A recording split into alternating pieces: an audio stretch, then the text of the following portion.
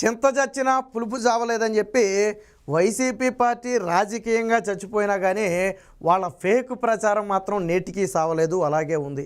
అసలు వైసీపీని ఎందుకు ఇంత దారుణంగా ఓడించారు అనే దాని మీద కనీస విశ్లేషణ కూడా చేసుకోవటం మానేసి మళ్ళీ కులాల మధ్య మతాల మధ్య చిచ్చులు పెట్టడం, జరగని దాన్ని జరిగినట్టుగా చూపించే ప్రయత్నం చేయటం ఇప్పుడు రాష్ట్రంలో జరుగుతుంది. వాస్తవానికి వైసీపీ పార్టీకి ఓడిపోయిన తర్వాత పనేమీ లేదు. వైసీపీ సోషల్ మీడియాకి గోల్కిలు కూటమే.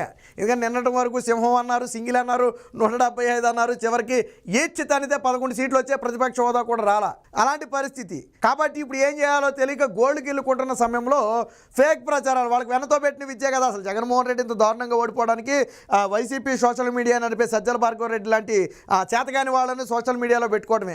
అలాంటి బుర్రలేని వెధవలందరినీ పెట్టుకోవడం వల్ల ఈరోజు ఈ స్థాయికి దిగజారిపోయాడు. నేను చెప్పడం కాదు, వైసీపీ సోషల్ మీడియాలో ఓపెన్ చేసి చూడండి.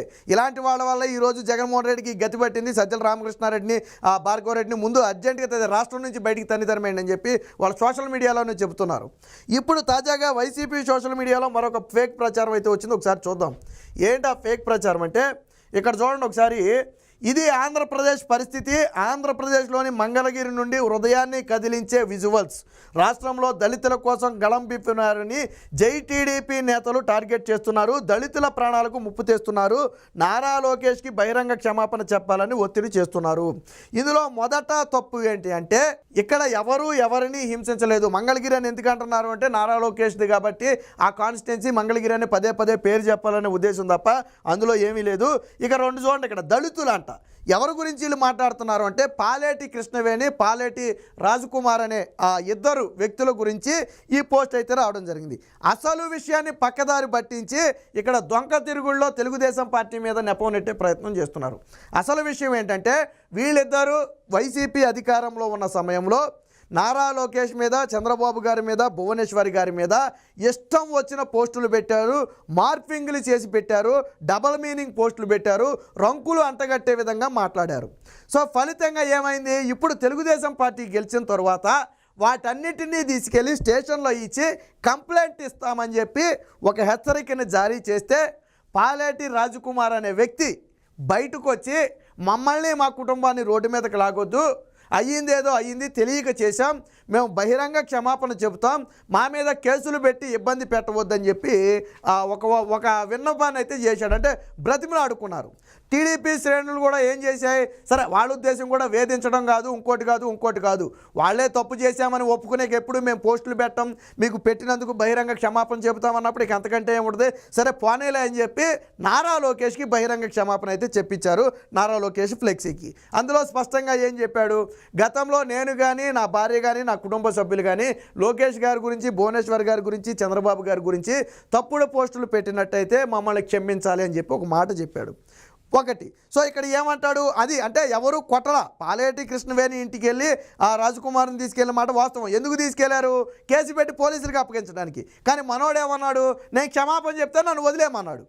నామే కేసులు పెట్టొద్దు, మా కుటుంబాన్ని రోడ్డుకు లాగొద్దు, ఎందుకంటే ప్రభుత్వం మారిన తర్వాత కేసులు పెడితే ఎలా ఉంటుందో వాళ్ళకి తెలుసు, 5 ఏళ్ల పాటు లాక్కోలాగా పీకోలాగా చచ్చిపోవాలా, కాబట్టి పెట్టొద్దు, దయచేసి మమ్మల్ని వదిలేయండి, తెలుసో తెలియకో తప్పు చేశామంటే తెలుగుదేశం పార్టీ వాళ్ళు సరే పోనేలా అని చెప్పి వదిలేస్తే ఆ విజువల్ని పట్టుకుని, ఆ క్షమాపణ చెప్పిన విజువల్ని, జరిగింది ఎవడో చెప్పడు, ఆ క్షమాపణ చెప్పిన విజువల్ని పట్టుకుని ఈ దళితులను తెలుగుదేశం పార్టీ ఏదో చేసింది అన్నాడు. ఇక్కడ మొట్టమొదటి తప్పు ఏంటంటే వాళ్ళు దళితులు కానే కాదు.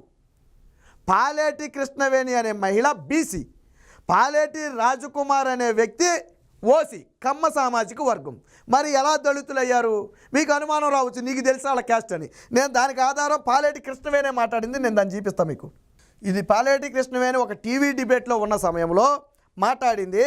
ఏం మాట్లాడిందో మీరేనండి. చిన్న క్లారిటీ అండి, నాకు చిన్న క్లారిటీ అండి. మీ వారు చౌదరి గారు, మీరు బీసీ కదా, మిమ్మల్ని పెద్దల్ని ఒప్పించి పట్టుబట్టి మిమ్మల్ని వివాహం అవడానికి కారణం ఏంటి? అది మా వారిని అడిగాడు సార్, నన్ను అడిగితే నేనేం చెప్తాను. విన్నారు కదా, పాలేటి రాజకుమార్ అనే వ్యక్తి కమ్మ సామాజిక వర్గం, పాలేటి కృష్ణవేణి అనే వ్యక్తి బీసీ సామాజిక వర్గం. ఇద్దరిలో ఎవరూ దళితులు కానే కాదు. నిజంగా నువ్వు కొట్టారు అంటే కమ్మ సామాజిక వర్గాన్ని కొట్టాడని చెప్పాలా, అదే కదా. పోనీ బీసీల మీద దాడులని చెప్పాలి, పోనీ పాలేటి మీద దాడి చేశారనుకుంటే బీసీల మీద దాడని చెప్పాలా. కానీ నువ్వు దళితులనే కార్డు ఎందుకు వాడావు? ఆల్రెడీ ఇలాంటి కులం కార్డులు వాడితేనే నేను ఈడ్చి తన్నారు, అయినా సిగ్గు రాకపోతే ఎలాగా? మళ్ళీ ఏంటంటే స్వయంగా ఒక టీవీ డిబేట్లో స్వయంగా ఒక యాంకర్ అడిగిన ప్రశ్నకు పాలేటి కృష్ణవేణి స్పష్టంగా సమాధానం చెప్పింది. మళ్ళీ ఏనండి ఒకసారి. చిన్న క్లారిటీ ఇవ్వండి, నాకు చిన్న క్లారిటీ ఇవ్వండి. మీ వారు చౌదరి గారు, మీరు బీసీ కదా, మిమ్మల్ని పెద్దల్ని ఒప్పించి పట్టుబట్టి మిమ్మల్ని వివాహం ఆడడానికి కారణం ఏంటి? అది మా వారిని అడిగాడు సార్, నన్ను అడిగితే నేనేం చెప్తాను. విన్నారు కదా, వాళ్ళు ఏంటి అనేది చాలా స్పష్టంగా చెప్పింది. పాలేటి రాజకుమార్ అనే వ్యక్తి చౌదరీసు, కమ్మ సామాజిక వర్గం, కృష్ణవేణి బీసీ. మేబీ వాళ్ళిద్దరూ ఒప్పించి పెళ్లి చేసుకున్నారు, దానివల్ల మనకేం ఇబ్బంది లేదు, నేను దాని గురించి ఏం మాట్లాడట్లా. కానీ ఇక్కడ దళిత కార్డు ఎలా వాడారు? వీళ్ళు దళితులా, కృష్ణవేణి దళితులా, రాజకుమార్ దళితులా? ఎవరు దళితులు? మరి ఎందుకు ఈ సిగ్గుమాలిన నీచమైన ఇలాంటి వార్తలు రాయటం? ఆల్రెడీ ఇలాంటి తప్పుడు వార్తలు రాస్తేనే కదా ఈడ్చితన్నింది మిమ్మల్ని. అయినా సిగ్గు రాకపోతే ఎలాగా? 1, 2 పోనీ మీరు అనుమానం రావచ్చు, అంత క్షమించమని చెప్పి వేడుకునే అంత పెద్ద తప్పు ఏం చేశారు వాళ్ళు, వాళ్ళతో ఎందుకు క్షమాపణలు చెప్పించాల్సి వచ్చింది అని మీకు అనుమానం రావచ్చు. నేను అది కూడా చూపిస్తూ ఒకసారి చూడండి. ఇదిగో పాలేటి రాజకుమార్ పెట్టిన పోస్టులు ఇవి. భువి అంటే అన్న దాంట్లో తప్పేముంది? ఆయనకు వయసు మీద పడుతుంది, మరో పైకు అడ్డమైన రోగాలు ఉన్నాయి. ఇప్పటికే తన అసమర్థతతో పార్టీని 23 సీట్లకే పరిమితం చేశాడు. కడాన కుప్పం మున్సిపల్ పంచాయతీ ఎన్నికల్లో కూడా జెండాని మడతెట్టేసి దేశంలోని పార్టీలన్నిటితో పొత్తుల కోసం తిరుగుతూ రాజ్యసభలో 0 సీటుకు పార్టీని మడతెట్టేశాడని చెప్పి ఇక్కడ భువనేశ్వరి గారి రాజకీయాల్లో లేకపోయినా ఆవిడ గురించి మాట్లాడాడు. ఇదిగో ఇక్కడ చూడండి, ఇది కూడా పాలేటి కృష్ణవేణి వీడి తిండి పెచ్చ పైత్యం తగలయ్య అని చెప్పి నారా లోకేష్ ఫోటోని ఏ విధంగా క్రియేట్ చేశారో ఒకసారి చూడండి. ఇది సో ఇది అదేంట్రా తోలుమందం ఉచ్చపోయిస్తా భయాన్ని పరిచయం చేపిస్తా అని ఇప్పుడు రామ్ గోపాల్ వర్మ యోహన్ సినిమాకే భయపడి ప్యాంటు తొడుపుకున్నామని చెప్పి నారా లోకేష్ మీద పెట్టినటువంటి పోస్ట్ ఇది. ఎవరు? రాజకుమార్ పాలేటి పెట్టినటువంటి పోస్ట్ ఇది.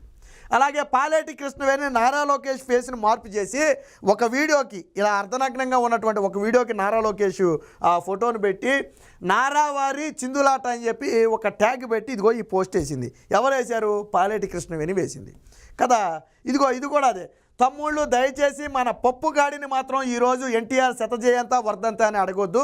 ఎందుకంటే జయంతికి వర్ధంతికి తేడా తెలియని నాలిక మందపు ఎదవ కనుక అంటే ఇలా ఇష్టం వచ్చినట్టు ఎదవ సన్నాసి లేకపోతే ఇంకోటి ఇష్టం వచ్చినట్టు మాట్లాడవచ్చు వాళ్ళు మాత్రం. ఈటి మీద కేసు పెడతానంటే నేను భయం వేసింది. ఇప్పుడు ఎంతకీ వీటి మీద కేసు పెడతానంటే ఇదిగో నారా లోకేష్ ఎవడరా దీన్ని ఎడిట్ చేసిందంట. అఫ్కోర్స్ బాగానే ఉందనుకో అని చెప్పి నారా లోకేష్కి వేరొక ఏదో ఫన్నీ వీడియోకి నారా లోకేష్ ఫేస్ని యాడ్ చేసి ఇదిగో ఈ విధంగా పెట్టడం. ఇలాంటి నీచమైన నికృష్టమైన దరిద్రపమైన పోస్టులు మొగుడు పెళ్ళాలు ఇద్దరు కలిసి పెట్టారు. కనీసం పాలేటి కృష్ణవేణికి సాటి ఆడదనే ఇది కూడా లేకుండా భువనేశ్వరి గారి మీద బ్రాహ్మణి గారి మీద కూడా అడ్డమైన పోస్టులు పెట్టింది. ఇంకా ఉన్నాయి కొన్ని ఏంటంటే మనం చూపించలేం, వాటిని చదవలేం, అలాంటి దారుణమైన పోస్టులు పెట్టారు. మరి వీళ్ళని ఊరికనే వదిలేయాలా? నువ్వు రాజకీయంగా పోరాడు. ఇదిగో తెలుగుదేశం పార్టీ మంచి చేసింది, ఈ చెడు చేసింది, నువ్వు రాజకీయంగా పోరాడు. దాన్ని మనం ఎవరో తప్పు పట్టట్లా. ఇప్పుడు ప్రతిపక్షంలో ఉన్నారు, ప్రతిపక్ష హోదా కూడా లేదనుకోండి, పోరాడండి. ప్రజలకు మంచి చేయకపోతే దాని గురించి పోరాడడం తప్పులేదు. కానీ ఏంటిది రెచ్చగొట్టడం కదా? ఈ విధంగా రెచ్చగొడితే మరి ఎవడైనా చూస్తూ ఊరుకుంటాడా?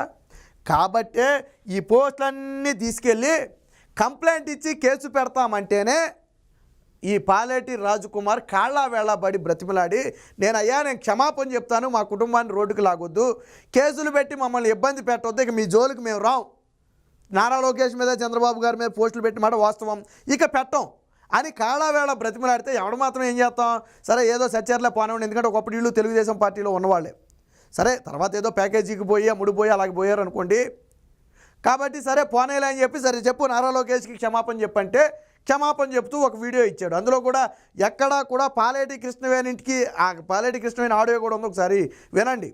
ఎక్కడా కూడా పాలేటి కృష్ణవేణి మీద కానీ కుటుంబ సభ్యుల మీద కానీ ఎవరి మీద చేయలా. పాలేటి రాజకుమార్ని మాత్రం స్టేషన్కి తీసుకెళ్ళమాట వాస్తవం. బట్ స్టేషన్కి తీసుకెళ్లకుండానే కాళ్ళ వేళబడి నేనే తప్పు ఒప్పుకుంటానని చెప్పి తప్పు ఒప్పుకున్నాడు. అది అక్కడితో అయిపోయింది. ఎక్కడా కూడా కొట్ల. ఈరోజు నిజంగా కొట్టుంటే ఫోటోలు కెమెరాలు లేవో ఎవరి చేతిలోనూ, వీడియోలు లేవో ఎవరి చేతిలోనూ, ఎక్కడ ఇంత గాయం కూడా లేదు ఒంటి మీద. కానీ విష ప్రచారం వైసీపీ మళ్ళీ దానికి దళిత కార్డు దొరకడం ఇంతకంటే దౌర్భాగ్యమైన పరిస్థితి ఉందా? నీకు ఆల్రెడీ చూపించా. వాళ్ళు చౌదరీసు, ఒకళ్ళు బీసీలు, అందులో ఎవరు దళితులు కాదు. అంటే మీకు ఇక్కడ ఒకటే అర్థం, దళితులు కాని వారిని దళితులు అని చెప్పాడు అంటేనే అబద్ధం చెప్పటం వాళ్ళ ఉద్దేశం. మీరు దీని గురించి పెద్దగా సాగది ఎక్కర్లా. ఉన్న వాస్తవం ఉంటే లేదు నిజంగా నీకు కొట్టాడని నీకు అనిపిస్తే ఇదిగో పలానా కమ్మ సామాజిక వర్గానికి చెందినటువంటి పాలేటి రాజకుమార్ మీద టీడీపీ దాడి చేసింది అని నువ్వు చెప్పు. కమ్మ సామాజిక వర్గం కాబట్టి కానీ నువ్వు దళితులు అన్నావంటే నీ ఉద్దేశం ఏంటి? కులం కార్డు వాడి వాళ్ళ మీద జరగని దాన్ని జరిగినట్టుగా చిత్రీకరించడం వైసీపీ సోషల్ మీడియా ప్రచారం. సజ్జల భార్గవరెడ్డి గారికి ఈడ్చి తన్నే కానీ ఇంకా సిగ్గు రాలేదు. వారి చేతిలో ఇది ఉన్నంతకాలం కూడా ఈ విధంగానే ఉంటుంది. ఏది ఏమైనప్పటికీ వీళ్ళు చేస్తున్నటువంటి విష ప్రచారం మొత్తం కూడా అబద్ధపు ప్రచారం. పాలేటి కృష్ణవేణి మీద కానివ్వండి, ఆయన భర్త రాజకుమార్ మీద కానివ్వండి, టీడీపీ ఎటువంటి దాడి చేయలేదు, ఎటువంటి ఇది చేయలేదు. కేవలం వాళ్ళే భయపడి, కేసులకు భయపడి వచ్చి బహిరంగ క్షమాపణ చెప్పారు తప్ప ఇందులో మరొకటి లేదు.